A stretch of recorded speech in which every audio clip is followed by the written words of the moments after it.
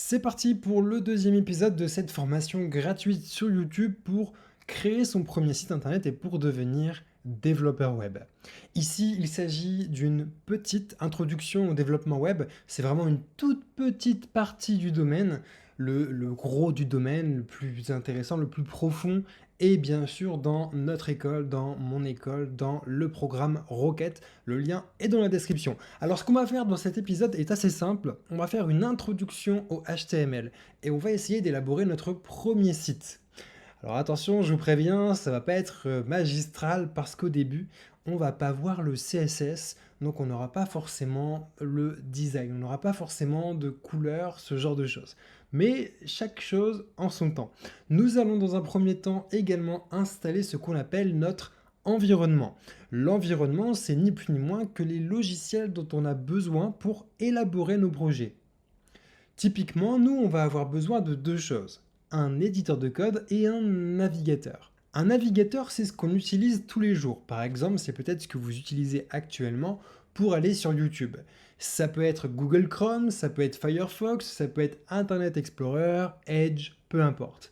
Dans tous les cas, ce que vous devez comprendre, c'est que lorsqu'on fait du développement web, on a tendance, en tant que développeur, à préférer deux navigateurs, soit Google Chrome, soit Firefox. Et je vais vous expliquer pourquoi, ou alors Brave, par exemple, que j'utilise beaucoup. La raison en est très simple. En fait, si vous voulez à chaque fois, en tant que développeur web, avoir accès aux toutes dernières fonctionnalités proposées par le W3C, ce qu'on a vu dans l'épisode précédent, donc le World Wide Web Consortium, ce qui propose des nouvelles recommandations à chaque fois, et donc par exemple du jour au lendemain on pouvait mettre de la musique sur nos sites internet.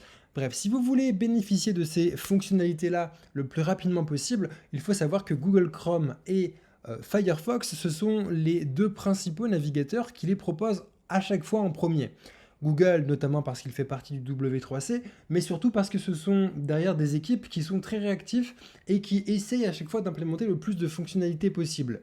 Bien souvent, en tout cas pour tout ce qui est Internet Explorer et Microsoft Edge, il y a pas mal de soucis avec les dernières nouveautés lorsqu'on va sur un site internet parce que les équipes peut-être sont un petit peu plus longues à mettre en place ces toutes dernières recommandations. Ou bref, en tout cas pour X raisons, dans tous les cas, ce que l'on fait généralement quand on est développeur web, c'est qu'on télécharge soit Google Chrome, soit Brave, soit Firefox. Donc je vous invite à aller télécharger l'un de ces trois navigateurs. Moi, pour la suite de cette formation, je vais continuer avec le navigateur que j'utilise tout le temps dans la vie courante, et donc je vais utiliser le navigateur Brave. La deuxième chose que nous allons devoir utiliser sur notre ordinateur, c'est un éditeur de code.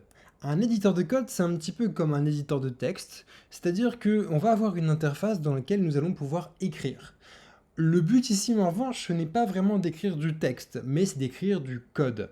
Et donc, on va utiliser pas mal de choses, notamment ce qu'on appelle des balises. On verra tout ça dans la suite de cet épisode. Mais donc, ce que je vous recommande de faire, c'est notamment de télécharger Visual Studio Code, qui est l'un des éditeurs de code les plus appréciés, les plus utilisés dans le monde professionnel, si vous voulez utiliser le même éditeur de code que moi. Et pour ça, on va aller sur code.visualstudio.com. Normalement, je vous aurais mis le lien dans la description de cette vidéo sur YouTube. Si ce n'est pas le cas, n'hésitez pas à me le dire en commentaire pour que je le fasse, ou alors mettez directement le lien dans les commentaires YouTube. Et nous, ce que l'on va faire, c'est qu'on va cliquer sur Download. Donc voici un petit peu à quoi ressemble un éditeur de code. Comme vous pouvez le voir, ça n'a pas l'air très différent d'un éditeur de texte. C'est juste qu'ici, on a quelques petites choses qu'on peut apparemment installer. Et ici, on voit un petit peu du code. Donc nous, on va cliquer sur le bouton Download et attention, choisissez bien votre plateforme. Normalement, le site vous détecte, c'est-à-dire qu'il détecte le système d'exploitation de votre ordinateur, il détecte ce que vous avez, par exemple si vous avez un PC sur Windows, si vous avez un PC sur Mac et avec la puce M1, donc la puce Apple Silicon, ou si vous êtes sur Linux, ce genre de choses. Si vous voulez être sûr et certain qu'il choisisse bien votre système d'exploitation, je vous propose de cliquer sur la petite flèche et là ici vous allez pouvoir utiliser par exemple la version Windows 64, macOS ou Linux 64. D'accord? Donc moi j'ai déjà installé Visual Studio Code. Une fois que vous aurez téléchargé Visual Studio Code, vous allez pouvoir l'installer, c'est très simple, il faut juste faire suivant. et vous aurez cette interface qui va s'ouvrir. Donc là, vous aurez vos fichiers récents. Ici, vous aurez une procédure de pas à pas. C'est un petit tutoriel qui vous permet de découvrir un petit peu les fonctionnalités de Visual Studio Code. Et selon la version de Visual Studio Code que vous allez télécharger, il va vous afficher une petite pop-up juste ici pour le mettre en français. Si ce n'est pas le cas, rassurez-vous, on va pouvoir installer ce qu'on appelle des extensions. Les extensions, ce sont des petits logiciels, si vous préférez, qui vont s'agrémenter à votre éditeur de code afin de lui ajouter des fonctionnalités en plus. Ça va vous permettre un petit peu de faire des piqûres d'hormones à votre éditeur de code et de faire en sorte que tout d'un coup, il ait des fonctionnalités qui n'étaient pas proposées de base. Ces extensions sont proposées par d'autres développeurs un petit peu partout dans le monde. Ça peut être vous, ça peut être moi, ça peut être n'importe qui. Et ce sont donc des petits logiciels qui vont s'ajouter. Donc toi, par exemple, si tu as un éditeur de code qui est en anglais actuellement, tu n'as pas eu la pop-up qui est juste en bas normalement, et qui te propose de mettre l'éditeur de code en français, tu peux aller dans le cinquième onglet, extension. Ici, dans installer, on verra ça plus tard. Et là, ici, tu vas pouvoir taper French. Et normalement, c'est French Language Pack. Donc, c'est ici le tout premier résultat. Et tu vas pouvoir l'installer. Cette extension va te permettre de mettre Visual Studio Code intégralement en français. Et je pense que ça peut être un peu mieux lorsqu'on débute et qu'on n'est pas forcément très bon en anglais. Moi, par exemple, souvent, je mets Visual Studio Code en français parce que je sais que pour la plupart, vous avez un petit peu de mal avec l'anglais. Et c'est pas très grave, on n'a pas besoin d'être super bon en anglais pour être bon en informatique et en développement web. Bien loin de là, je peux vous dire que quand j'ai commencé à apprendre l'informatique, je ne savais même pas comment est-ce qu'on pouvait se présenter en anglais. Donc il n'y a pas de souci avec ça. D'accord ? Donc là, maintenant qu'on a installé French Language Pack pour Visual Studio Code, la seconde petite chose qu'on va vouloir faire, c'est installer une seconde extension qui va nous permettre de modifier l'icône de nos fichiers. Car vous allez le voir, on va ajouter des fichiers de notre projet, un projet de développement web, un projet avec un site internet derrière, ça prend plus ou moins beaucoup de fichiers selon comment on utilise une structure. On verra ce qu'est une structure d'ailleurs, mais selon comment on organise notre projet, le nombre de pages qu'on veut sur notre site, on va utiliser plus ou moins de fichiers. Ça, on le verra un petit peu plus tard. Mais donc, pour se repérer au mieux, on a besoin d'avoir des icônes bien particulières qui vont nous permettre de savoir quel type de fichier on utilise. Pour ça, on pourrait utiliser les icônes de fichiers par défaut, mais ce n'est pas vraiment l'idéal, ce n'est pas vraiment ce que je vous propose. Moi, ce que je vous propose, c'est d'utiliser des icônes qui seraient les mêmes que les miennes. Ça vous permettra ainsi d'avoir plus de facilité à suivre cette formation sur YouTube. Donc nous, on va ici taper Material Icon. Et ce sera cette extension-là. Material Icon Theme.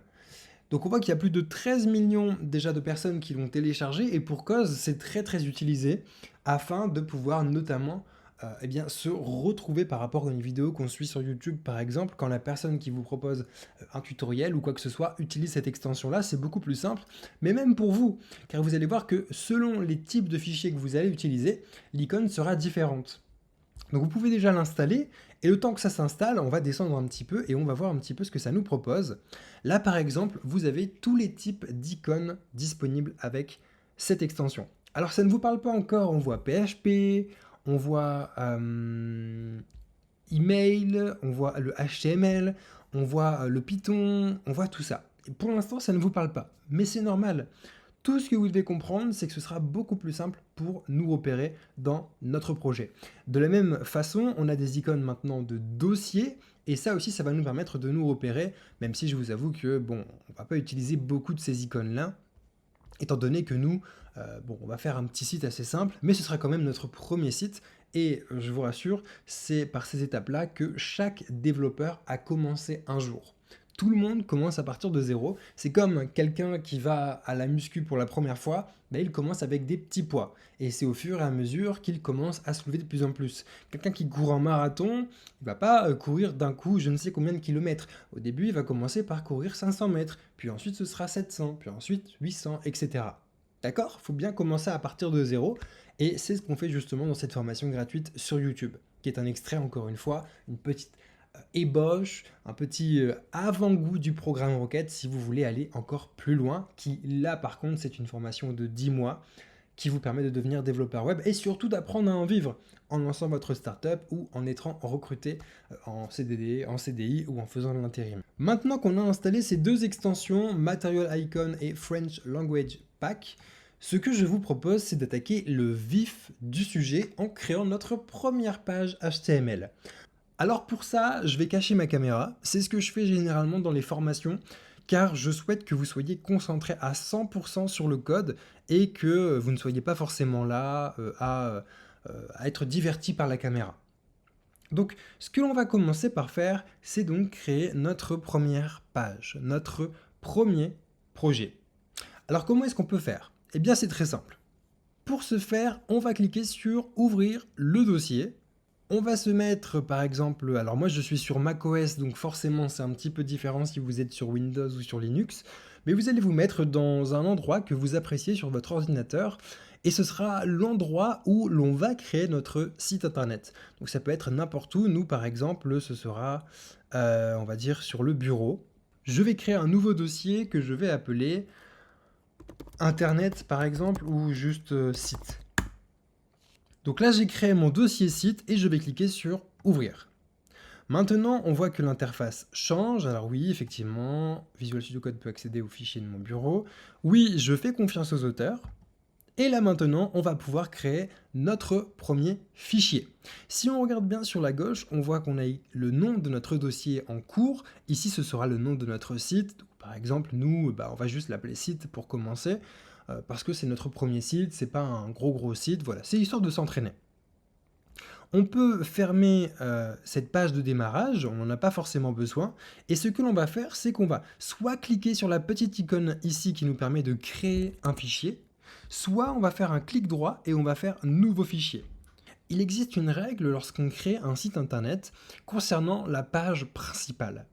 La page principale de notre projet, lorsqu'on crée un site internet, doit tout le temps s'appeler index, I-N-D-E-X. Cette page va nous permettre de préciser au navigateur, tiens, parmi toutes les pages qui sont disponibles, celle-ci est la page d'accueil de mon projet. Et ça paraît plus ou moins cohérent. Si par exemple ici on avait un fichier 1 et qu'ensuite on avait un fichier 2, comment voulez-vous que notre serveur sache lequel de ces deux fichiers est celui qui va représenter la page d'accueil? La page d'accueil, c'est lorsqu'on tape le nom d'un site, par exemple quand vous tapez believeme.com, vous avez accès à apprendre à coder, etc. Vous pouvez vous inscrire, etc. Bon, ça c'est la page d'accueil de Believe.me. Lorsque vous allez sur believeme.com, moi j'ai pas forcément envie que vous accédiez tout de suite, par exemple à la présentation du programme Rocket. Je veux d'abord que vous puissiez vous inscrire pour pouvoir stocker votre progression, accéder aux cours, etc. Donc, la page d'accueil, ça doit être cette page bien spécifique qui permet de s'inscrire. Eh bien, pour ce faire, on a besoin de préciser un nom de fichier bien différent à notre navigateur. Donc, je vais supprimer le fichier 2. Je le supprime. Je vais supprimer le fichier 1 également. Et donc là, on va avoir le fichier index. Mais la petite particularité, c'est qu'ici, on ne veut pas juste un fichier comme un autre. On ne veut pas forcément un fichier texte. On veut un fichier qui va utiliser le langage HTML. Et donc pour ce faire, on va devoir utiliser point, pour préciser une extension. Vous avez certainement très souvent utilisé .txt pour un fichier texte, .doc pour un fichier Word par exemple. Nous, ce que l'on va utiliser, c'est le HTML pour Hypertext Markup Language. Donc ce que l'on va faire, c'est qu'on va préciser .html. Et là, vous voyez l'extension qui vient s'ajouter et donner une nouvelle icône à notre fichier. C'est le but de l'extension Material Icon Theme. Donc moi, je vais juste agrandir un petit peu pour que vous puissiez bien voir. Et maintenant qu'on a ce fichier qui a été créé, on va pouvoir afficher notre première page web. Donc là, par exemple, on va utiliser Hello World, qui veut dire bonjour le monde.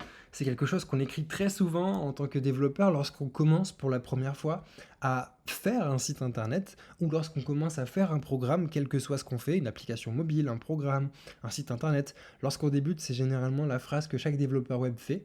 C'est un peu notre baptême de l'air, entre guillemets. Donc allez-y, écrivez Hello World et on va sauvegarder ce fichier.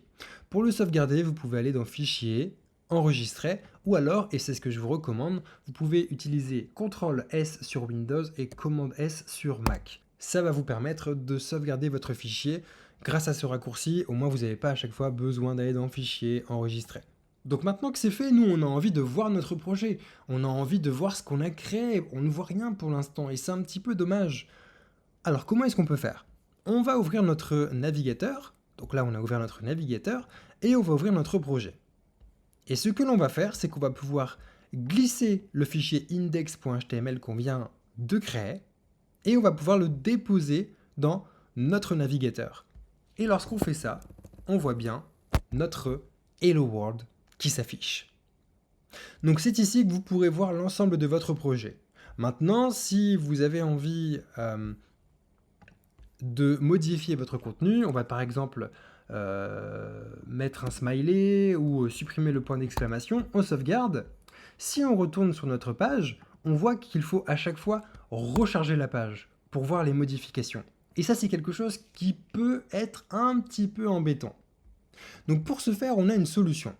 Cette solution consiste à utiliser une extension proposée par Visual Studio Code qui s'appelle Live Server. Et c'est quelque chose que je vous recommande de faire lors de cette formation gratuite sur YouTube. Donc on va aller dans Extensions et on va taper Live Server. Il s'agit de cette extension-là qui a 23 millions de téléchargements et on va l'installer. Cette extension va nous permettre de simuler un serveur. Donc on l'a vu dans l'épisode précédent, un serveur c'est quelque chose qui nous permet de distribuer notre site sur tous les ordinateurs du monde, sur tous les téléphones, etc. Bref, c'est un petit boîtier qui va permettre de proposer notre projet. L'avantage de cette extension, c'est que lorsqu'on va sauvegarder notre projet, eh bien dans ce cas, la page va s'actualiser. Donc ça nous permet de gagner un petit peu de temps. On peut maintenant supprimer Live Server, enfin en tout cas on peut revenir à cet état-là en ayant installé Live Server. Et ce que l'on va faire, c'est que tout en bas maintenant, vous avez un bouton Go Live qui a été ajouté. On va cliquer dessus, il va démarrer le serveur, et là on voit que c'est sur le port 5500. Alors normalement, vous avez votre projet qui a été ouvert sur votre navigateur préféré. Si ce n'est pas le cas, alors dans ce cas, ce que je vous propose de faire, c'est d'aller sur 127.0.0.1 ou alors sur localhost si vous préférez. 2 points et on va préciser le port 5500 car c'est ce que Live Server nous avait donné. On va appuyer sur Entrée et là on retrouve encore une fois notre projet. La différence maintenant, c'est qu'on veut que lorsqu'on ajoute un point d'exclamation et qu'on sauvegarde notre fichier, ici, à droite, ça s'actualise, pour qu'on puisse donc travailler beaucoup plus facilement. D'ailleurs, on peut supprimer cette fenêtre.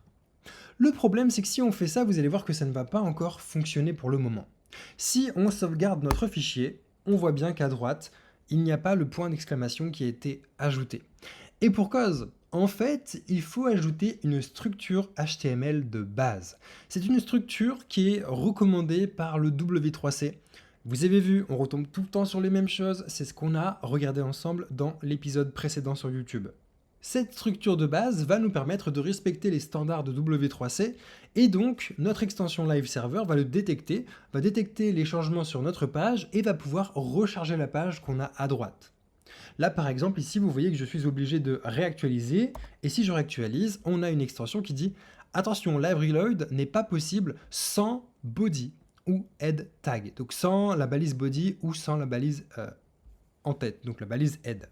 Pour pouvoir ajouter la structure de base, ce que je vous propose de faire, c'est de supprimer l'ensemble de notre fichier.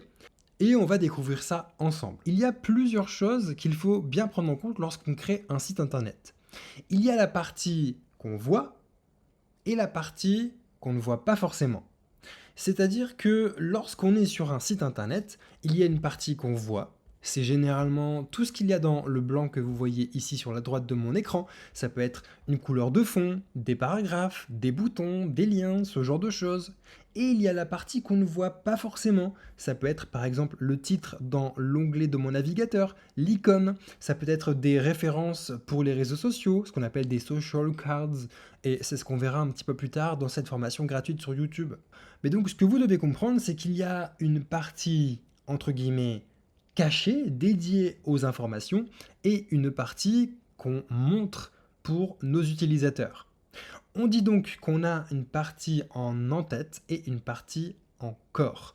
On a le corps de notre page qui représente ce qui va être affiché ici pour nos utilisateurs, et on a l'en-tête de notre page qui représente ce qui va être dédié au navigateur avec le titre, l'icône, ce qui va être dédié aux robots de moteurs de recherche qui vont détecter notre projet. Et donc, comme avec le HTML, on programme, si vous ne l'avez pas encore remarqué, en anglais, c'est-à-dire que toutes les balises HTML, toutes les balises comme la plupart des langages de programmation, sont écrites en anglais, qui est entre guillemets la langue la plus utilisée dans le monde. Et donc, comment est-ce qu'on dit corps en anglais? Eh bien, on appelle ça body. Puis enfin, comment est-ce qu'on dit en-tête en anglais? Eh bien, on dit head. Donc, comment est-ce qu'on peut faire? Parce que là, si je mets head et body, ça va pas forcément marcher. En fait, ce que vous devez comprendre, c'est qu'avec le HTML, on a ce qu'on appelle des balises. Les balises, ce sont des mots-clés. Par exemple, on a la balise body, on a la balise head, mais qui s'ouvre et qui se ferme avec une paire de chevrons. On a un chevron ouvrant, le mot, donc ça peut être n'importe quel mot, et un chevron fermant. Et ensuite, vous avez des balises qui fonctionnent par paire, donc par couple. Ici, par exemple, on a une balise qui fonctionne par couple. On a une première balise. Ici, on pourrait mettre quelque chose. Et on a une balise de fin. Ça nous permet notamment d'englober du contenu. Et donc de dire, ok, le texte que je donne ici, je veux qu'il soit en gras, par exemple. Et on a des balises également qui se ferment sur elles-mêmes, comme ceci. Et donc là, on n'a pas une balise ouvrante, une balise fermante, on a juste une balise qui commence et qui se ferme toute seule, et qui va nous permettre de préciser des informations comme un saut de ligne, par exemple. Sur un paragraphe, lorsqu'on va faire un retour à la ligne, eh bien on pourra utiliser une certaine balise en HTML. Donc là, nous, pour pouvoir utiliser la structure de base d'une page HTML, on va avoir la balise head, et on va avoir la balise body. Mais ça ne suffit pas. On doit préciser à notre navigateur que l'on veut utiliser du HTML. Alors vous allez me dire, mais oui, mais on précise déjà que c'est du HTML puisqu'on dit .html. Certes, mais ce n'est pas suffisant. Votre navigateur, lui, il va principalement s'intéresser au code de votre page. Donc pour préciser que l'on va utiliser du HTML, on va utiliser la balise HTML qui va s'ouvrir, qui va englober head, qui va englober body et qui va se fermer juste ici. En faisant ça, ici, je précise bien, c'est une page HTML, j'ai une partie head où je vais pouvoir mettre des informations, modifier le titre de mon onglet, mettre une icône, et j'ai la partie body qui va représenter ce que mon utilisateur va voir sur mon site. Maintenant, il faut également que l'on parle de quelque chose qui s'appelle l'indentation. On parle donc d'indentation. L'indentation, c'est quelque chose qui nous permet de travailler plus facilement dans notre fichier. C'est un repère visuel finalement qui nous permet de bien décortiquer les balises les unes par rapport aux autres. Car vous vous en doutez, on ne va pas se limiter uniquement à une balise HTML, une balise head, une balise body. On va également ajouter des balises pour les paragraphes, ce genre de choses. Et donc ce que l'on fait généralement, c'est qu'on met une tabulation, ou alors vous avez également des développeurs qui préfèrent mettre 2 espaces ou 4 espaces, vous aurez les 2 écoles. Donc ce que l'on fait généralement, c'est qu'on fait des tabulations de cette manière pour pouvoir bien discerner les balises. Ici, si maintenant vous avez une autre balise, vous voyez que Visual Studio Code, lorsque vous faites Entrée, vous refait une seconde tabulation. Et là, on pourrait remettre une autre balise et ainsi de suite. Vous voyez? Et comme ça, on se repère beaucoup plus facilement dans notre projet, puisqu'ici, on sait qu'on a une balise HTML, et à l'intérieur, on voit qu'on a bien une balise head et une balise body. Donc, maintenant qu'on a vu tout ça, on va pouvoir sauvegarder, on vide notre page, et maintenant on va terminer la structure de base de notre projet en ajoutant une information très importante, c'est le doctype. Donc on va juste dire, point d'exclamation, doctype HTML. C'est pour préciser, encore une fois, qu'on utilise du HTML. Et donc en faisant ça, vous avez la structure de base de votre projet. La particularité de la balise doctype, c'est qu'elle ne se ferme pas. C'est-à-dire qu'ici, vous voyez qu'on n'a pas mis un slash chevron fermant, et elle ne se ferme pas non plus comme ceci. C'est-à-dire qu'ici, on ne va pas non plus faire un doctype HTML. C'est l'une des rares balises qui s'affiche juste de cette manière, qui s'ouvre et qui ne se ferme jamais. Là maintenant, quand on va sauvegarder, on aura notre structure de base. Et donc si on commence à mettre par exemple Hello World, on sauvegarde, et là vous voyez que effectivement dans notre page web, ça s'est réactualisé automatiquement. Si je remets un point d'exclamation, je sauvegarde, vous voyez que ça fonctionne très bien. Parce que justement, on a ce qu'on appelle la structure de base d'un projet. Alors pour pouvoir nous repérer un petit peu plus facilement au fur et à mesure de cette formation sur YouTube, ce que je vous propose c'est d'ajouter des commentaires. Les commentaires, ce sont des petits mots, des phrases, ça peut être un peu tout ce qu'on veut. Bref, ce sont des informations qui nous permettent de nous repérer dans notre code. Vous vous en doutez, nous on va faire un petit projet, un petit site internet, parce qu'il ne faut pas non plus qu'on commence à faire des gros trucs, on n'y arriverait pas, il faut savoir marcher avant de savoir voler par exemple. Et donc ce que je vous propose de faire, c'est de commencer par un petit site, mais on a besoin pour ça de se retrouver dans notre code. Je peux vous dire que même sur un petit projet, lorsqu'on a beaucoup d'informations à afficher, ça devient très compliqué de s'y retrouver. Et donc nous, pour nous y retrouver, on a envie d'ajouter des commentaires. Pour ajouter un commentaire dans le langage HTML, on va devoir utiliser également une balise ouvrante et une balise fermante. Ici, on va devoir mettre un point d'exclamation, deux tirets, et là vous voyez que c'est auto-complété par Visual Studio Code. Donc on peut ouvrir, je vais juste fermer tout ça, parce que je veux qu'on le fasse ensemble. Et ici, pour fermer cette balise, on va utiliser tiret-tiret, avec le chevron fermant. Et tout ce que vous allez mettre ici, ce sera votre commentaire. Donc nous ici, on va mettre structure de base d'une page HTML, de cette manière. Et on peut voir que ceci ne s'affiche pas sur notre page web. Pourquoi ? En fait, c'est très simple. Les commentaires sont uniquement inscrits dans le code. Votre navigateur peut lire les commentaires et je tiens à attirer votre attention là-dessus. Votre navigateur peut lire les commentaires de votre code HTML, mais ne va pas les afficher pour vos utilisateurs. Et ce n'est pas forcément parce qu'on n'a pas mis de commentaire ici. Si par exemple ici je rajoute un commentaire test, on regarde, on peut réactualiser comme on veut, ça ne s'affichera pas pour nos utilisateurs. Par contre, si on regarde afficher le code source, donc vous faites un clic droit sur votre page, vous faites afficher le code source de la page. Je vais dézoomer un tout petit peu. Alors ici, on a du code qu'on n'a pas normalement de base, mais c'est parce que c'est l'extension Live Server qui a ajouté ce code-là, hein, d'accord, ne vous en faites pas, ça on en parlera un petit peu plus tard. Mais donc si on regarde bien, on a en première ligne structure de base d'une page HTML. Ici, c'est notre commentaire HTML qui a bien été ajouté. Et pourquoi est-ce que je vous montre ça? C'est pour vous montrer que de une, les commentaires que vous mettez vous permettent de mieux vous retrouver dans votre code. Effectivement, là, on voit que c'est du vert, ça attire l'œil, c'est plus sympa, ça organise notre code.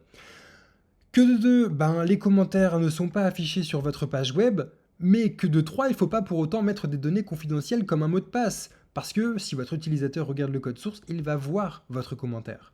Donc ici, je ne veux surtout pas voir, par exemple, mot de passe, administrateur, pour vous connecter au compte administrateur, par exemple, ce serait test. Je veux surtout pas voir ça, d'accord? Donc attention, les commentaires, c'est pour organiser votre code, mais ce n'est pas pour renseigner des informations confidentielles. Allez, maintenant qu'on a notre code de base, je vous propose d'ajouter nos premiers paragraphes et nos premiers textes. Alors ce qu'on va commencer par faire, c'est essayer de réafficher notre Hello World. Si on affiche Hello World de cette manière, on voit qu'effectivement on a bien Hello World sur notre projet, ça fonctionne bien. Le problème c'est que nous on a envie de refaire un retour à la ligne, par exemple ici, et on a envie de dire bienvenue sur mon site. Si on sauvegarde notre code, eh bien le problème qu'on voit, c'est qu'on a Hello World, bienvenue sur mon site. Mais le texte est collé par rapport au reste. Nous, ce qu'on veut, c'est mettre un retour à la ligne et éventuellement laisser un espace entre les deux. Alors pour ça, il y a deux possibilités. La première possibilité, c'est d'utiliser une balise qui permet de faire justement ce retour à la ligne. Il s'agit de la balise break. La balise break, qui veut dire casser, donc on utilise BR, c'est un petit mémo technique pour que vous le reteniez, se ferme sur elle-même. C'est une balise qui fonctionne toute seule, elle n'a pas besoin d'une balise fermante. On voit maintenant qu'on a effectivement un retour à la ligne qui s'est fait. On a Hello World, retour à la ligne, bienvenue sur mon site. Maintenant, nous, ce qu'on voulait, c'était vraiment bien dissocier Hello World et bienvenue sur mon site. Donc la seconde possibilité qu'on a par exemple, c'est de mettre 2 BR. Et ainsi, on a deux sauts de ligne. On a un premier saut de ligne qui nous permet de revenir à la ligne et on a un second saut de ligne qui nous permet de faire un espace par rapport au-dessus. Donc ça, c'est la solution, entre guillemets, de facilité. C'est la solution plus ou moins débutante lorsqu'on ne sait pas vraiment ce qu'on fait. C'est une bonne idée, mais ce n'est pas vraiment ce que je vous recommande. Alors si on veut, on peut mettre des commentaires automatiques dans Visual Studio Code en appuyant sur CTRL SHIFT. SHIFT, c'est la petite flèche qui va vers le haut sur votre clavier qui permet de mettre une majuscule, mais sans la bloquer, et en appuyant sur slash. Si vous êtes sur Mac, c'est commande SHIFT slash. Et voilà, ça commente votre code. Donc on peut sauvegarder. Ici, très bien, ça fonctionne, ok, bon, on n'a plus nos deux balises break qui nous permettent de faire deux sauts de ligne. Nous, on a envie d'apprendre à faire des sites internet de manière professionnelle. Et donc, ce que l'on va faire, c'est qu'on va plutôt créer ce qu'on appelle des paragraphes. On va notamment dire ici que le Hello World, c'est un paragraphe. Et pour utiliser un paragraphe, en anglais, paragraphe se dit paragraph, comme ceci.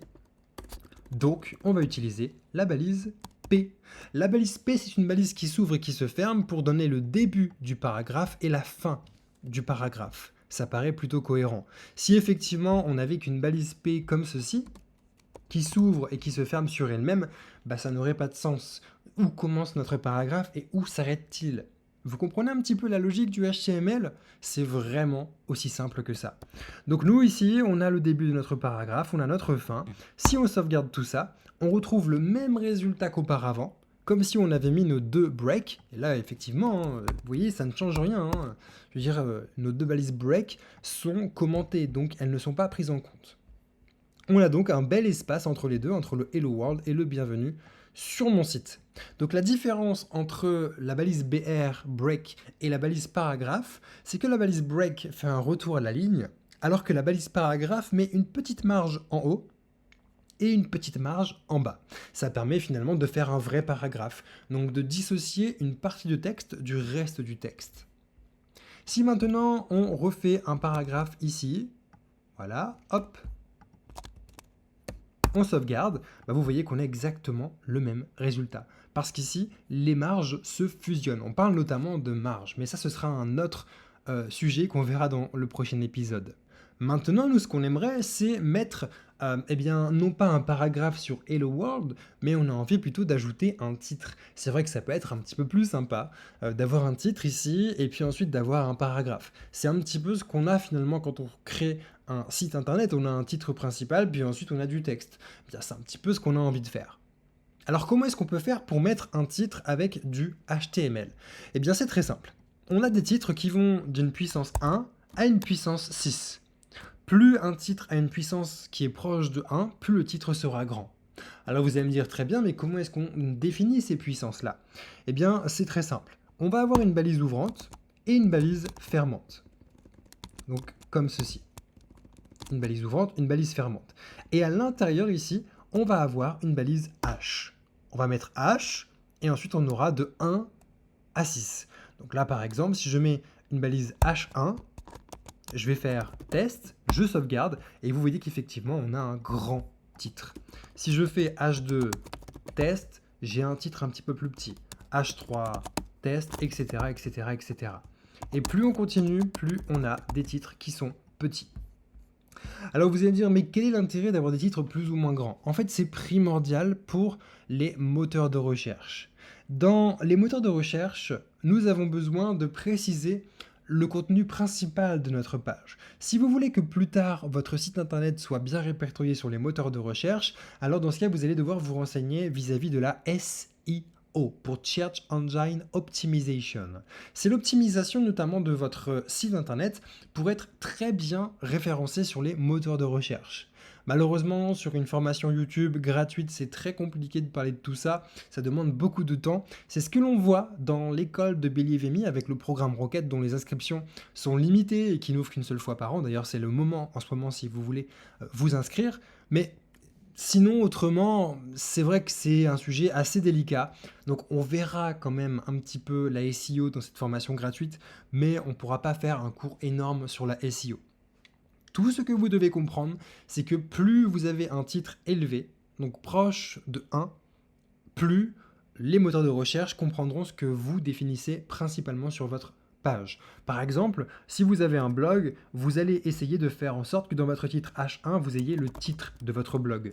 Ainsi, si par exemple vous avez, je ne sais pas, les meilleurs conseils pour devenir un bon développeur web ou peu importe, Google va comprendre que, ok, très bien, sur cette page web, il va y avoir des conseils qui sont apparemment les meilleurs pour devenir un bon développeur web.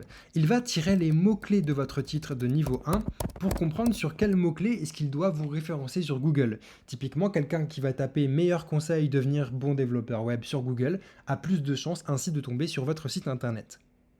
Donc nous, maintenant, ce que l'on veut, c'est englober notre Hello World, non pas dans un paragraphe, mais dans un titre de niveau 1. Et voici maintenant ce que l'on a. Donc vous voyez, ça fonctionne vraiment de manière très simple. On a un titre principal Hello World et on a un paragraphe Bienvenue sur mon site. Alors tout ça c'est très bien, mais maintenant nous on a envie de styliser un petit peu le contenu de notre site internet. On a envie de mettre notamment en italique, en souligné, en surligné et en gras. Comment est-ce qu'on peut faire tout ça? En anglais, souligner se dit underline, comme ceci. Donc ça veut dire entre guillemets sous la ligne. À savoir qu'en fait, quand on parle de ligne, on parle du petit trait qui est invisible et qui se trouve tout en bas du texte. Alors bien sûr, vous ne le voyez pas, hein. Ici vous voyez qu'il n'y a aucun trait, mais c'est un trait invisible qui définit le bas du texte. Donc quand on dit underline, ça veut dire en dessous de la ligne. Donc ce que l'on va pouvoir préciser ici, c'est U. Lorsqu'on utilise U de cette manière, on sauvegarde et là on voit effectivement qu'on ajoute une barre en dessous de la ligne et donc on a effectivement un texte qui est souligné. Maintenant on peut faire la même chose pour site. On a envie que ce soit en gras. Gras en anglais se dit bold et vous voyez que c'est là qu'effectivement lorsqu'on a quelques connaissances en anglais c'est un avantage, mais qu'au final si on ne connaît pas bien l'anglais ce n'est pas un problème puisqu'on s'en sort très bien. Donc là, ici, on va dire bold avec un B. Donc B, c'est une balise ouvrante et tout ce que vous allez mettre à l'intérieur va être en gras. Lorsqu'on sauvegarde, maintenant, on a donc site effectivement qui est en gras. On a envie maintenant de mettre en italique le sur. Donc italique en anglais se dit italic, comme ceci. On va donc récupérer uniquement le I. Vous voyez, c'est un jeu d'enfant, il n'y a pas plus simple. Je vais fermer ma barre latérale ici car on n'en a pas besoin pour le moment. Pour ça, je clique sur l'icône numéro 1. Voilà, on a plus de place. Donc je sauvegarde et là vous voyez que sur est maintenant en italique. L'avantage, c'est que comme nous parlons de balises HTML, si vous regardez bien tout ce qu'on a fait jusqu'à maintenant, c'est qu'on peut les englober. On a par exemple englobé body dans la balise head, H1 on l'a englobé dans body et dans HTML, U, on l'a englobé dans P, qui est dans body, qui est dans HTML, eh bien ce qu'on peut faire, c'est par exemple faire un texte qui est surligné, qui est italique et qui est gras.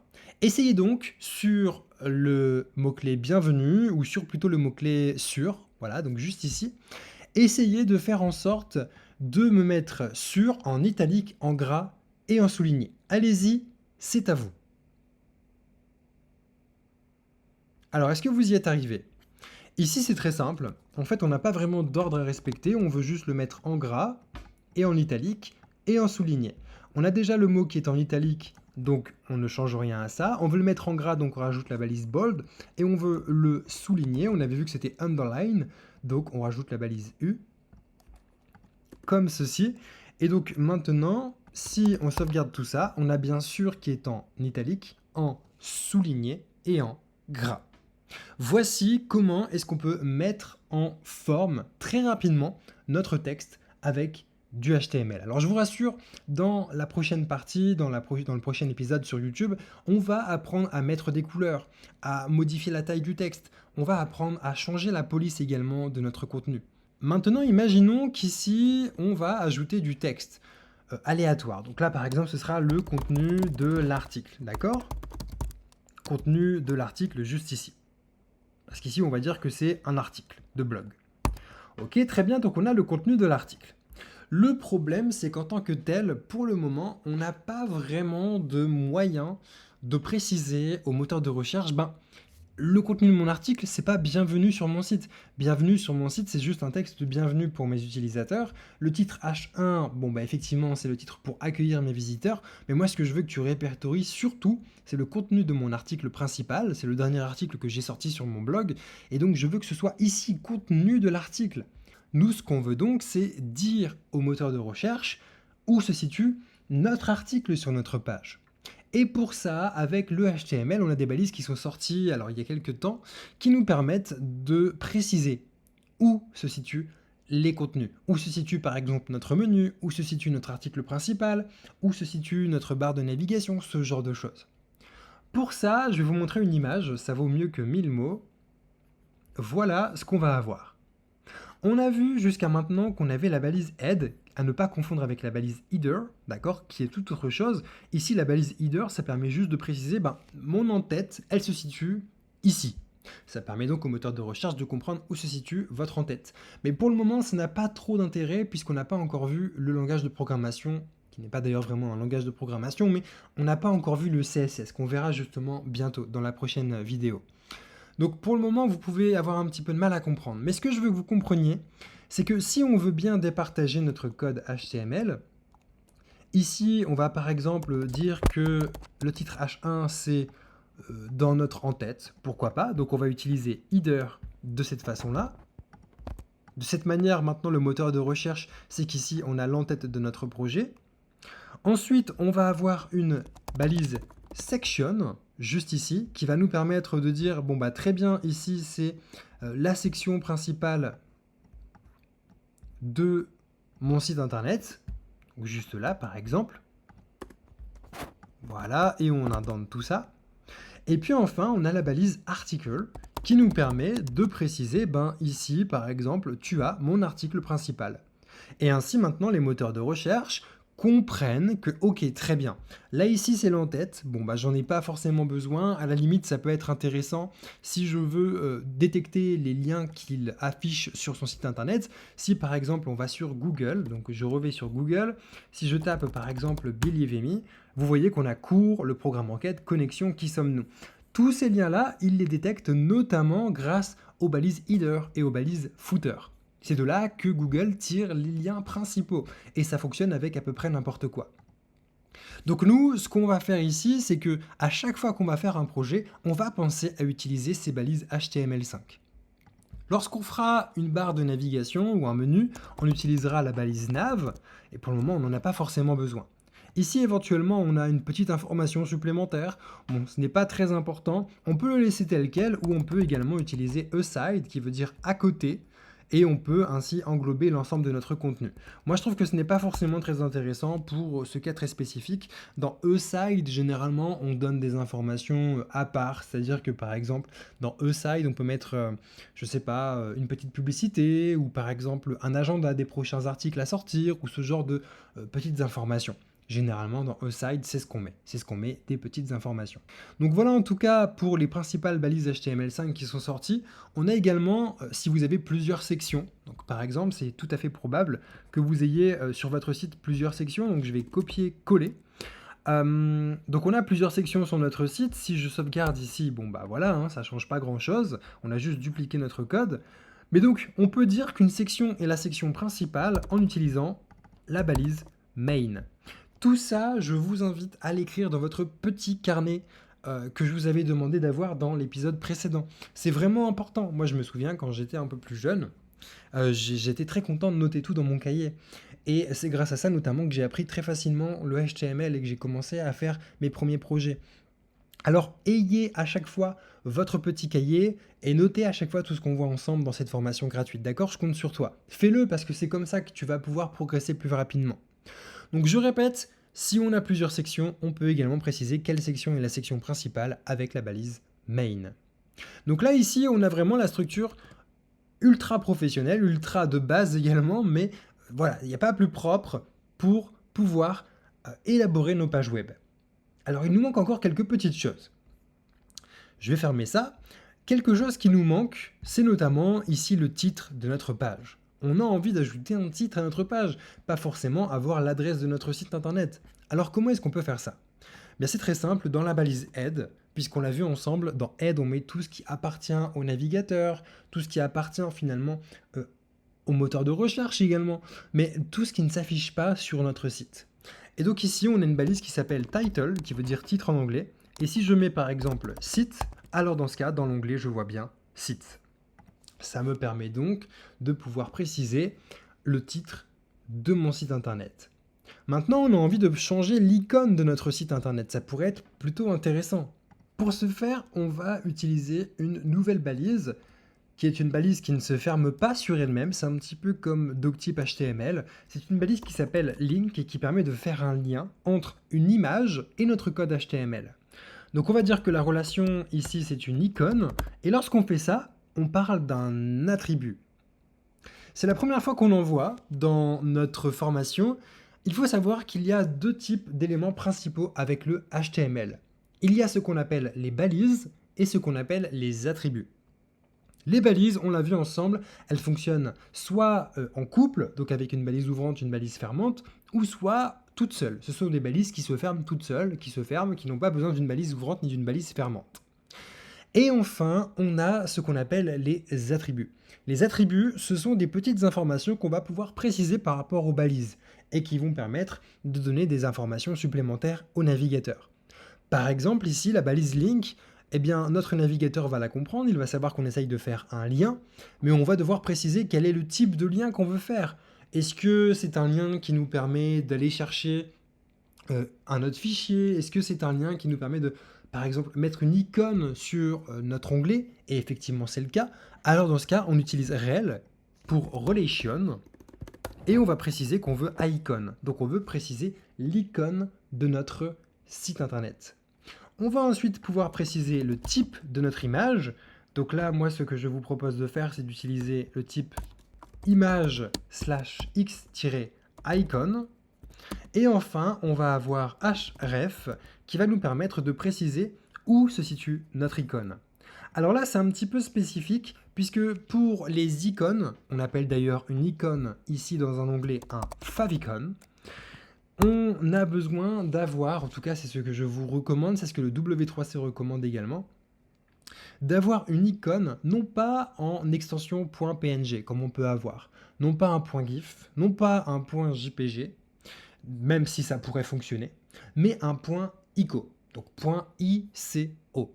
Pour ce faire, on va aller sur Google et on va taper favicon, on va aller dans Images, et on va essayer d'avoir une image en .ico. Donc favicon ico.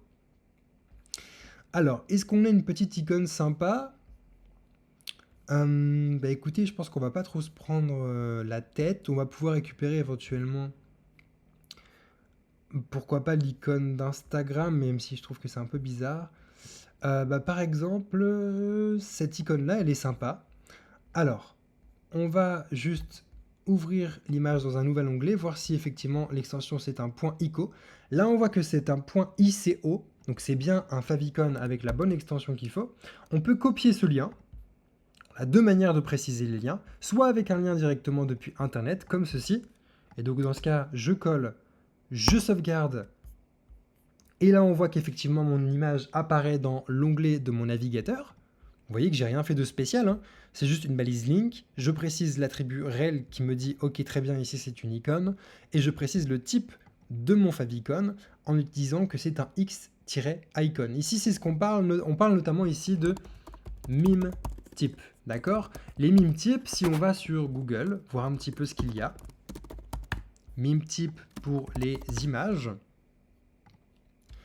Hop, on regarde un petit peu. Là, par exemple, si vous avez un fichier PNG, alors un fichier GIF, vous voyez qu'on aurait mis image/GIF. Nous, comme on a un fichier ICO, on dit x-ico. Si c'était un JPEG, on aurait dit JPEG. Si c'était un fichier PNG, donc PNG, hop, on aurait dit image/PNG. Donc vous voyez un petit peu comment ça fonctionne. En tout cas, c'est ce qu'on appelle un meme type. C'est vraiment important que vous le sachiez pour votre futur en tant que développeur web. Donc là, c'est la première manière de faire, c'est de dire dans href le lien vers notre favicon. La deuxième chose qu'on peut faire, c'est prendre cette image, on va l'enregistrer, on va dans notre dossier et là, par exemple, on va la renommer favicon. On appuie sur enregistrer, ok, très bien, je peux fermer ça, je peux fermer ça. Et maintenant, quand j'ouvre mon projet ici, alors il faut juste que je remette ça juste là, voilà. Et maintenant, quand on ouvre notre projet, on voit qu'on a une nouvelle icône, puisqu'on l'a mis dans le dossier de notre projet, et ici on retrouve bien notre icône. Donc ce que l'on peut faire dans ce cas, dans Href, c'est ne pas préciser directement le lien qui est juste là, vers le site internet, mais directement dire, depuis mon fichier actuel, mon fichier ici, il est dans mon dossier principal, il est dans le dossier site. Alors dans ce cas, je veux utiliser l'icône favicon.ico. Et normalement, Visual Studio Code le reconnaît automatiquement. Si je sauvegarde, ici, on a toujours, normalement, notre image. Alors je vais réactualiser, on a un tout petit souci. Après avoir regardé un petit peu, il se trouve que c'est juste un souci avec Live Server. Si par exemple ici je prends mon fichier index.html, que je vais directement le glisser dans mon navigateur, alors dans ce cas ici je vois bien mon favicon et ça fonctionne bien. Donc c'est juste un petit souci avec Live Server, c'est pas bien grave. Bon, en tout cas ça fonctionne et ça fonctionnera lorsque nous mettrons notre projet en ligne. Mais tout ce que vous devez comprendre, c'est que oui, effectivement, on peut soit mettre directement un lien vers une image qu'on a trouvée sur Internet, ce que moi personnellement je vous déconseille de faire, puisque à ce moment-là, ça veut dire qu'à chaque fois que vous allez charger votre site, eh bien vous allez charger également des images en ligne. Et vous n'avez pas du tout idée de si l'utilisateur qui a ajouté cette image en ligne la supprime ou pas. Et donc ça peut poser des problèmes car vous allez avoir des images qui vont disparaître. En plus, ça va alourdir le chargement de votre site internet. Donc moi, c'est quelque chose que je ne vous conseille pas. Essayez tout le temps d'avoir vos images directement sur votre projet, c'est mieux et au moins vous êtes sûr qu'elles sont tout le temps disponibles. Et votre site s'affichera beaucoup plus rapidement parce qu'il n'a pas besoin de faire des requêtes vers d'autres sites également. Maintenant, ce que je vous propose, c'est d'ajouter également des images sur notre site. Car après tout, on a vu comment mettre des icônes sur notre onglet. Ok, c'est très bien, mais on a envie d'ajouter également des images pour nos utilisateurs. Pourquoi pas, ça peut être sympa. Donc pour ça, on va aller sur Google et on va taper une image à chercher, par exemple le Japon. Une petite image sur le Japon, si je vais dans Images, on va copier l'adresse de l'image, on ne va pas forcément la télécharger tout de suite. Et là, vous voyez que si je passe la souris au-dessus de l'image, c'est écrit 1200 x 630. Ça veut dire que c'est une image qui fait 1200 pixels de largeur. C'est énorme. Et on a envie d'afficher notre image avant le Hello World ou juste après. Tiens, par exemple, juste ici. Je vais supprimer les deux balises break. Donc là, maintenant, ce que l'on va faire, c'est qu'on va vouloir ajouter notre image. Vous vous en doutez, si je colle mon image comme ceci, tout ce que ça va me faire, c'est m'afficher un lien vers mon image. Ça ne va pas m'afficher mon image en tant que telle.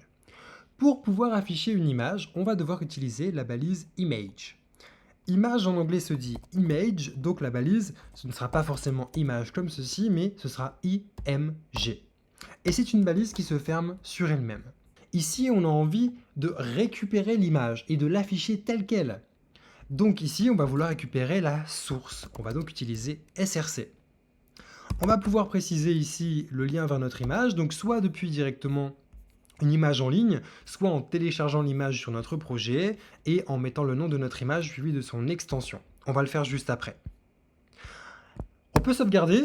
Ici, on voit notre image qui s'affiche. Alors, je suis d'accord avec vous, c'est extrêmement grand, déjà parce que moi, je suis zoomé, je suis en x200%. Si je réinitialise, c'est quand même encore très très grand. Mais donc oui, je suis d'accord, c'est un peu grand.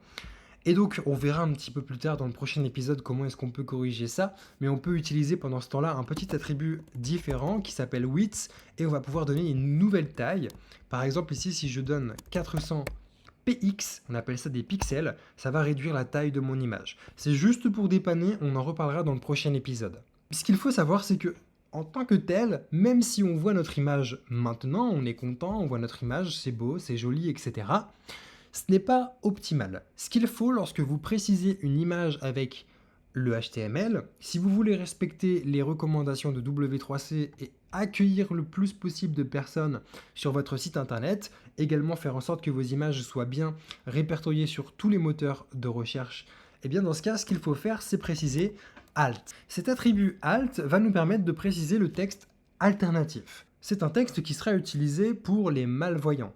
Ainsi, avec des logiciels pour malvoyants, eh bien, ceux qui voudront comprendre ce qu'il y a sur l'image, le logiciel va le détecter et va pouvoir leur dire image du Japon. Par exemple, l'autre avantage, c'est que si votre image est indisponible, eh bien ce sera ce texte-là qui sera affiché. Donc là, par exemple, si je dis paysage, je sauvegarde, vous voyez qu'il n'y a aucune différence. Par contre, si je rajoute une lettre dans le lien de mon image, on voit bien paysage, parce que l'image est indisponible. Donc le texte alternatif est affiché. Et ça, c'est vraiment très très important de le faire, vraiment, faites-le. Vous serez pénalisé sinon dans les moteurs de recherche. Donc maintenant qu'on sait comment est-ce qu'on peut faire pour ajouter une image, eh bien on peut également voir comment est-ce qu'on peut mettre des listes. Les listes, c'est par exemple lorsqu'on fait une to-do list ou une liste de courses. Elles nous permettent de mieux structurer nos informations. Si on veut faire une liste non ordonnée, donc on a deux types de listes. Les listes non ordonnées et les listes qui sont donc ordonnées. Pour faire une liste non ordonnée, on dit en anglais qu'on va faire une unordered list, comme ceci. Et donc si vous récupérez la première lettre de chaque mot, vous avez UL. On a donc une balise UL. Si je sauvegarde en tant que tel, vous voyez qu'en dessous de mon image, rien ne change. Mais si j'ajoute des éléments à ma liste, on appelle donc ça un list item, donc un élément de liste. Si je prends les deux premières la première lettre de chaque mot, on a donc LI, et donc là, par exemple, je peux dire que je veux du chocolat, ou par exemple du café, ou peu importe. Là, par exemple, on va faire une liste de courses, on va dire qu'on veut des carottes. Vous voyez qu'on a effectivement une liste à puces qui s'est ajoutée avec carottes. On peut ajouter autant d'éléments que ce qu'on veut. On peut dire qu'on veut je sais pas moi, un dessert, etc. Bref, on peut vraiment ajouter tout ce que l'on veut. Si maintenant vous souhaitez non pas une liste non ordonnée mais une liste ordonnée, alors dans ce cas on parle d'ordered list. Si on prend la première lettre de chaque mot, on a donc non pas UL mais OL. Si on fait ça, on a maintenant une liste ordonnée. Donc il y a un numéro sur chacun des items de notre liste. Donc vous voyez que c'est franchement super simple. Lorsqu'on comprend comment fonctionne le HTML, on n'a vraiment pas besoin de se prendre la tête. Un petit peu de jugeote, on réfléchit à ce qu'on fait et ça fonctionne tout seul. Maintenant, ce qui pourrait être sympa, c'est de profiter de cette liste à puces pour pouvoir changer de page. Actuellement, vous êtes d'accord avec moi, nous n'avons qu'une seule page sur notre site internet. C'est très bien, mais c'est un petit peu limitant, vous êtes d'accord, je pense. Donc comment est-ce qu'on pourrait faire ? Eh bien déjà, ce que je vous propose, c'est de passer sur une liste non ordonnée. Je trouve que c'est quand même largement mieux, plutôt qu'une liste ordonnée lorsqu'on veut faire un menu. Et ici, on va pouvoir avoir par exemple l'accueil. Et là, on va dire par exemple une page, je sais pas, on pourrait avoir une page formulaire. Où on pourrait par exemple avoir un formulaire de contact ou peu importe. Bon, pourquoi pas. Ou alors, ce serait même mieux horaire. Voilà, on va dire qu'on est une agence de voyage. Et là, donc, on va changer Hello World par agence de voyage. Bon, pourquoi pas. Donc là, on est sur la page d'accueil. On a donc envie maintenant d'aller sur la page horaire. Comment est-ce qu'on peut faire pour changer de page ? Eh bien, on va devoir parler des liens. Les liens, c'est quelque chose qui vont nous permettre de dire « Ok, très bien, je vais pouvoir aller sur X site internet ou alors je vais pouvoir aller sur X page internet. » Pour utiliser un lien, on va devoir utiliser la balise A. C'est une balise qui s'ouvre et qui se ferme. Dans cette balise-là, on va pouvoir mettre par exemple « lien ». Si je fais ça en tant que tel, vous voyez que quand je clique dessus, il ne se passe rien. Mais si j'utilise l'attribut href qu'on connaît très bien et que je mets par exemple https believeme.com, je sauvegarde. Quand je vais cliquer sur lien, hop, ici, ça va m'ouvrir believeme.com. Alors ici, ça ne fonctionne pas parce que j'ai oublié les deux petits points devant les deux slash. Et donc maintenant, quand je sauvegarde, alors hop, je sauvegarde, je réactualise. Quand je clique dessus, là, je suis redirigé effectivement vers believeme.com. Donc ça fonctionne pour n'importe quel site. Ce que vous pouvez également faire, c'est faire un lien qui s'ouvre sur un nouvel onglet. Pour ça, vous allez utiliser target, l'attribut target, et vous allez utiliser underscore, donc c'est le tiré du bas, blank. En faisant ça, vous allez préciser à votre navigateur que ce lien doit être ouvert dans une nouvelle fenêtre, dans un nouvel onglet. Lorsque je vais maintenant cliquer sur lien, il va m'ouvrir Believe Me dans un nouvel onglet.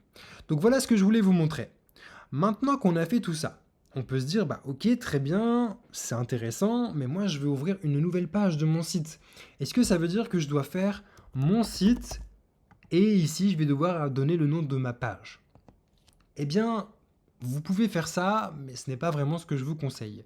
Pour plein de raisons différentes. Par exemple, ici on est en local, on est sur notre ordinateur, et donc ce ne sera pas mon site, mais comme vous pouvez le voir, ce sera localhost 2.5000. Donc ce serait HTTP, et non pas HTTPS, localhost 5500.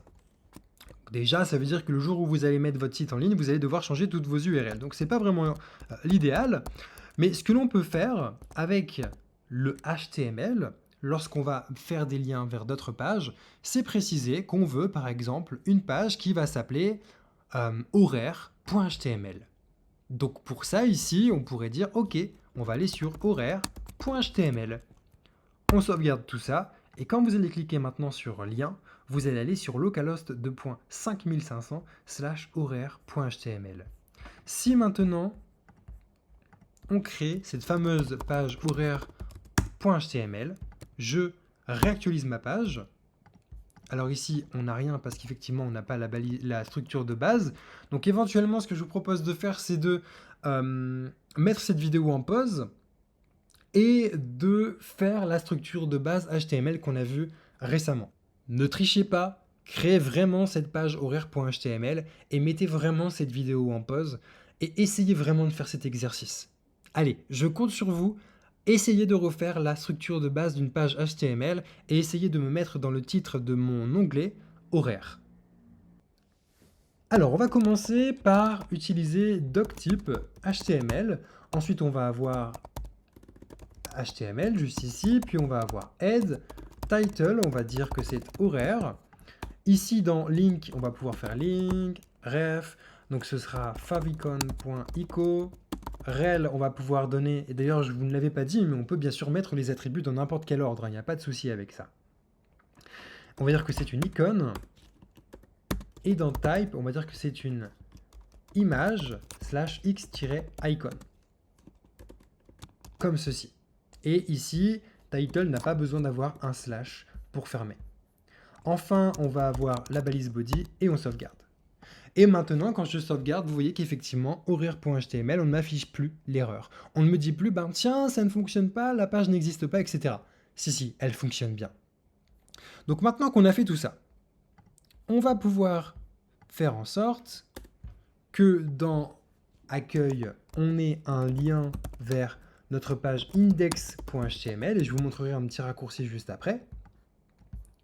Et ici, on va pouvoir dire qu'on va avoir un lien vers horaire.html, comme ceci. Maintenant, on copie notre liste non ordonnée, on colle, histoire d'avoir le même menu un petit peu partout. Et donc là, si je clique sur accueil, je vais bien sur mon accueil. Si je clique sur horaire, je vais bien sur ma page horaire. Et c'est de cette manière que vous pouvez avoir plusieurs pages sur votre projet. Alors maintenant, je vous avais dit que je vous montrerai un petit raccourci pour accueil. Si vous voulez, comme on est sur la page d'index.html, vous pouvez directement mettre slash. En faisant slash, donc là ici ce sera slash également.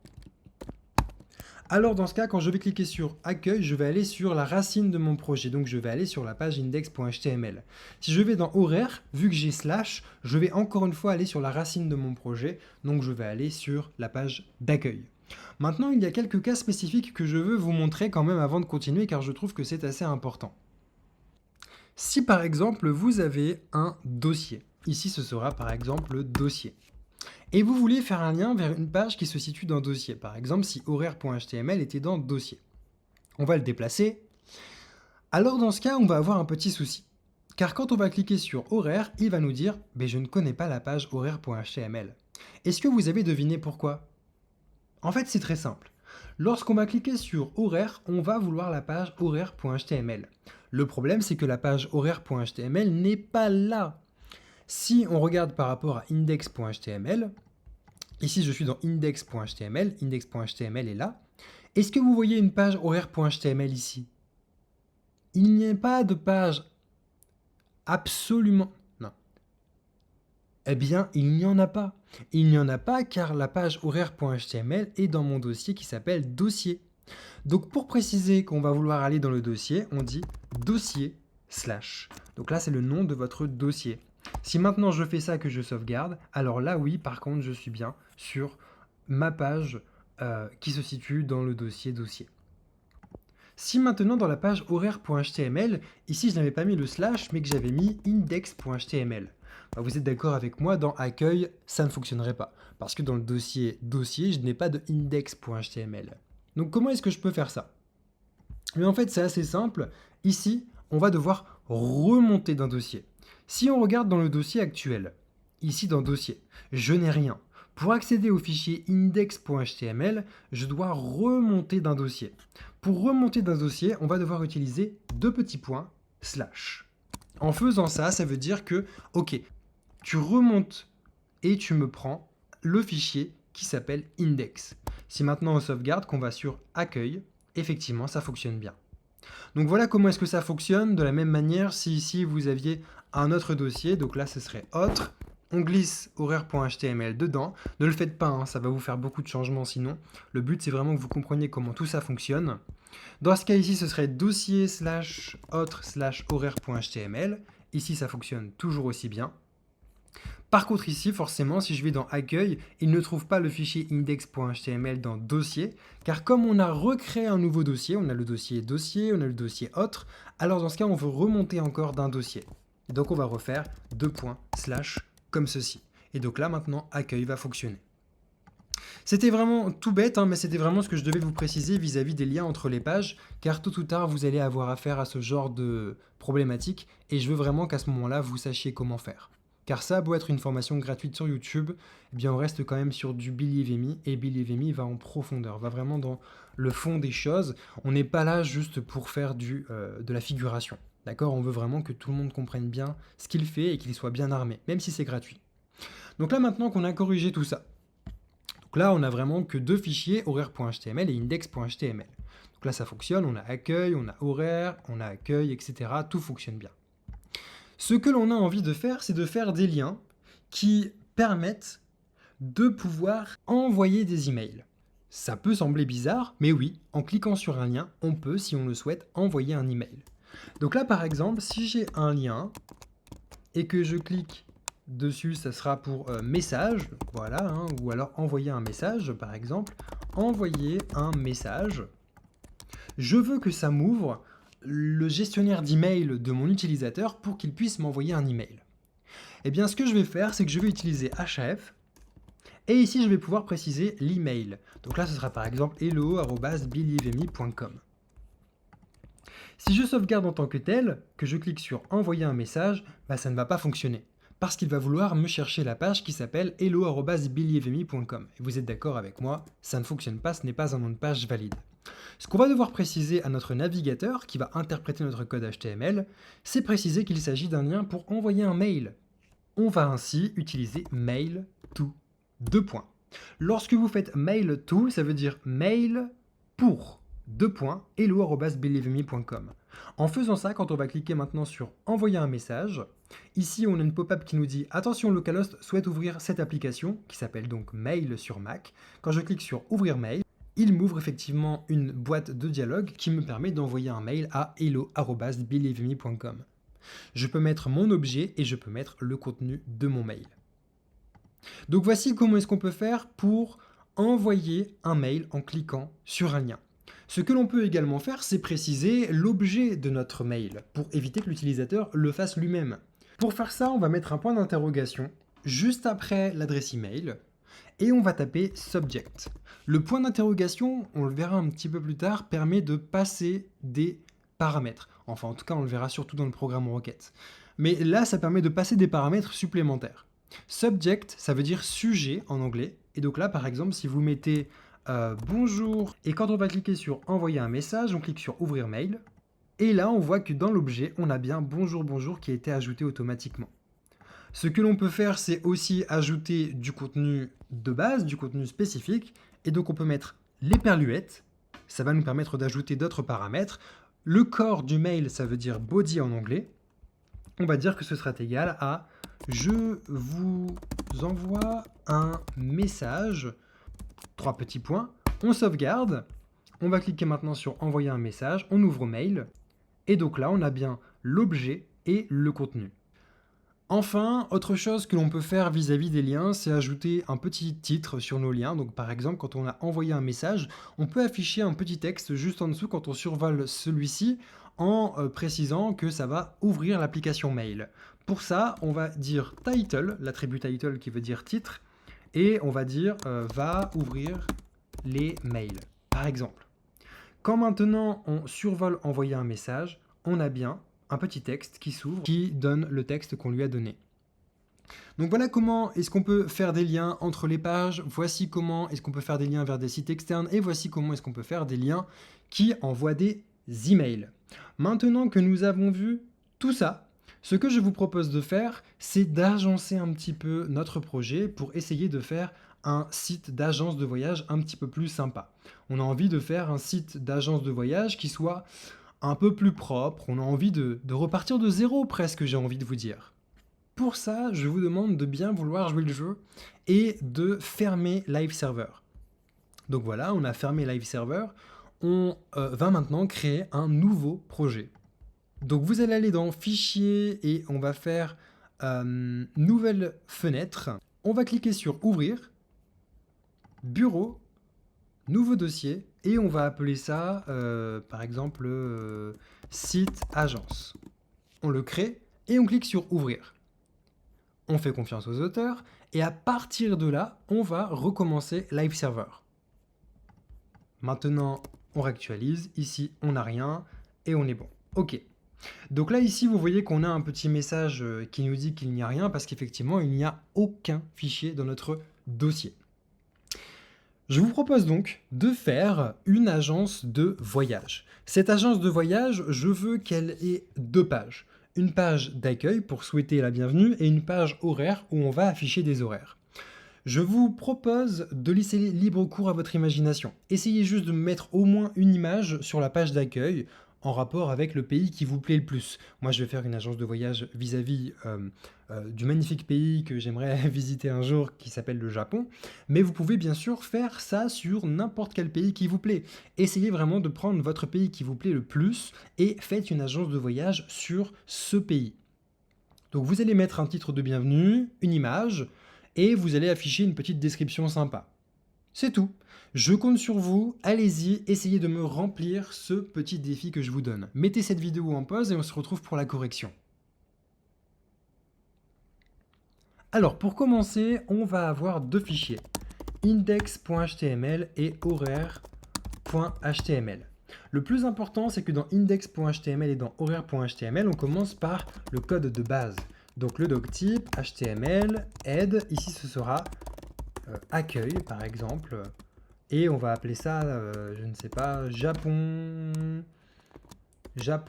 voyage, ou Japon trip, ou je sais pas. Moi je vais appeler ça Japon expérience. Voilà, Japan expérience, ou Japon expérience. Bon, expérience Japon, Japon expérience, pourquoi pas, ok. Tout ça, on le met dans une balise title.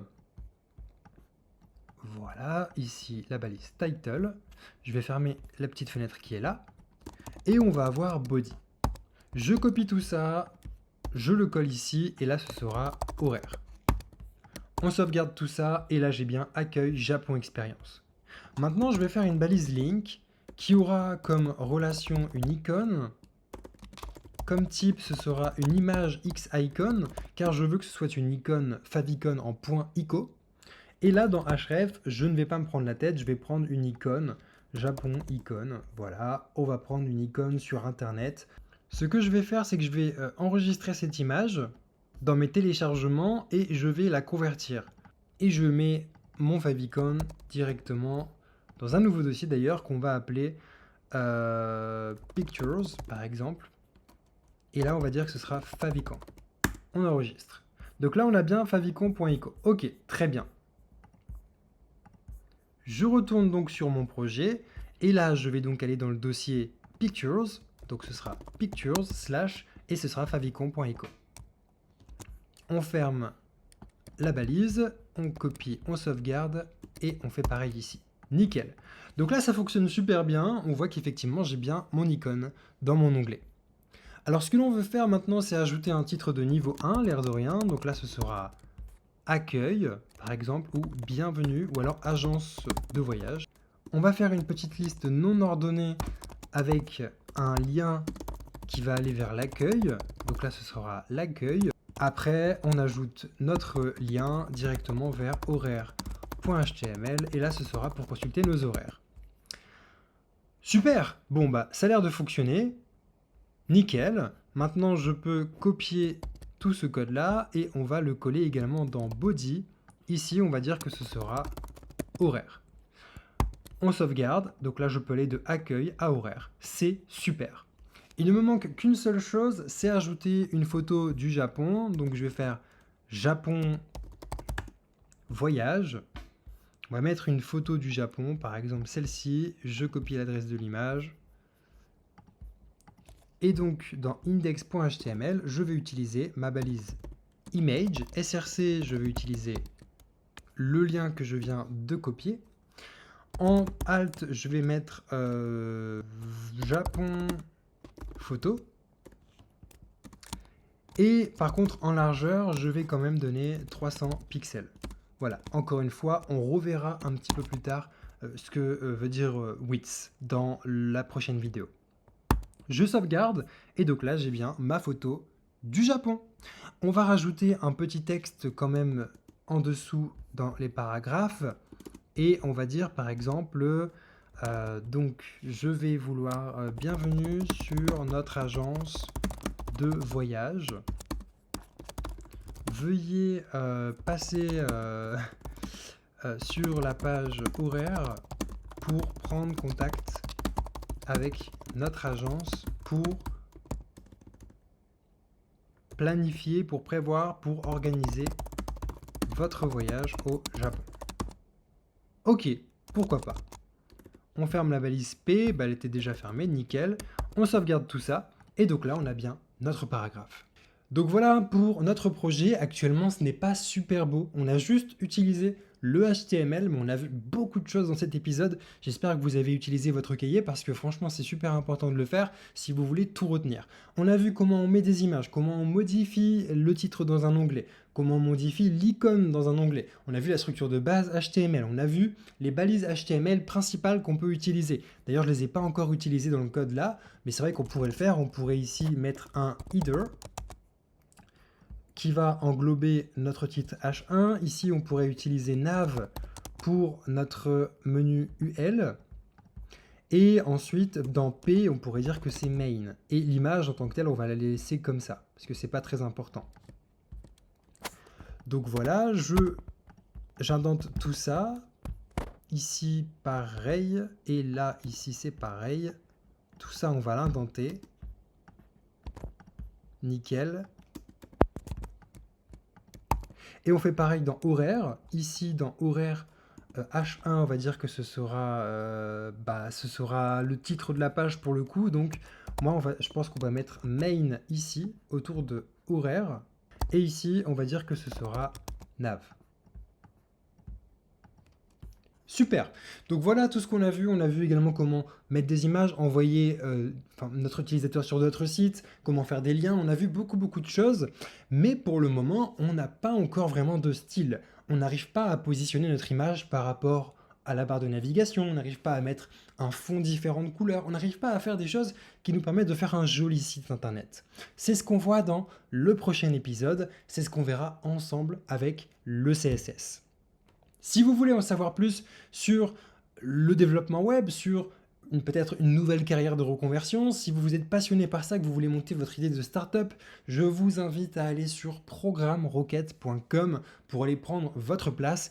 Les inscriptions sont limitées, on ne peut pas prendre tout le monde, donc allez au moins voir ça. Il est possible que lorsque vous verrez cette vidéo, les inscriptions soient déjà fermées. Dans ce cas, inscrivez-vous sur Believe.me pour être alerté de la prochaine promotion lorsqu'elle va ouvrir. Généralement, c'est vers le mois de juillet qu'on ouvre les inscriptions. Donc attention quand même, allez voir sur le site si c'est encore disponible. Et puis nous, on se retrouve pour le prochain épisode. D'ici là, amusez-vous bien et essayez de bidouiller avec votre code HTML. On se retrouve dans l'épisode numéro 3.